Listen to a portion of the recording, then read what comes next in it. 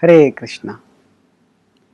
Exposition enters easiest through the envelope of emotion. Exposition refers to explanation, especially explanation about deep intellectual, philosophical, theological, devotional concepts. So when an explanation is given, it has to enter into people's head and heart. And usually people think of philosophy as very abstract, very abstruse, very difficult to understand. And that's why they are not so eager. And it just seems stuff which stays in the head. Right? And exposition enters easiest when it comes in the envelope of emotion. That means when people don't care how much you know, people know how much you care. When they see that we care for them, we value them, then if we are speaking some message, they take it seriously.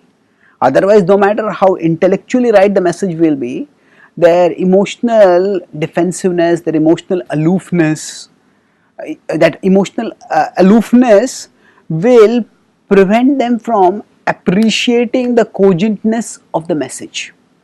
So Krishna, he gives elaborate philosophical exposition in the Bhagavad Gita, where he talks about multiple levels of yoga, and he talks about how the various levels of yoga culminate in Bhakti Yoga. At the same time, Krishna doesn't just end on simply an abstract philosophical note. He takes that exposition and he puts it in an envelope of emotion. That means we consider, especially the concluding part of the Gita, it is filled with so much intense concern that Krishna has for Arjuna. So Krishna tells Arjuna, you deliberate deeply and decide what you want to do. That is 18.63. Vimrishyata dasheshina yathechati tatha kuru. But then after that Krishna says that, oh Arjuna, think. He says that actually you don't have to bother so much. I will give you the most confidential knowledge. Sarva guhyatam bhuyah shrunu me paramam vachah ishtosi me dudhamiti tato vakshami te hitam.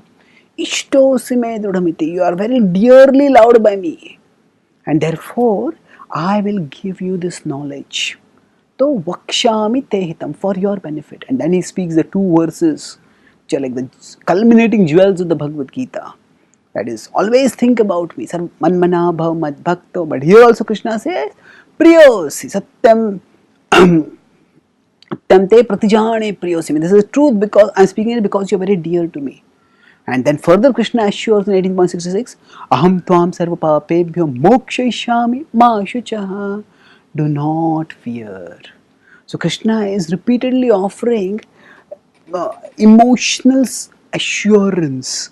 Krishna is baring his heart so that Arjuna sees that this is not just an abstract philosophical message, and especially not just Arjuna, but we see that Krishna cares, and it is out of his care for us that he is speaking this. And then Krishna after that also offers various levels at which you can practice. Krishna says, it's best if you can share this message with others. If you can't do that, no problem. Just hear the message. Just study the message. If you can't study the message, then at least hear the message. So in this way, Krishna offers multiple levels at which we can connect with him. And at the end, 18.72, he says, have you understood clearly? That means Krishna is conveying, if you're not understood Arjuna, I am ready to repeat any part. I am ready to repeat the full message. So it is this emotional envelope which completely conquers Krishna's heart, Arjuna's heart as well as his head. But similarly, when we are sharing Krishna's message with others, we shouldn't just be sitting on a high pedestal, giving an exposition, just telling people this is right, this is wrong. We have to be channels. We have to be channels not just of Krishna's wisdom, but also of Krishna's love.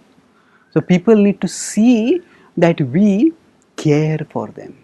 So when we sensitively, respectfully, affectionately share Krishna's message, we present the exposition in the envelope of emotion, then it enters easiest and deepest into their heart.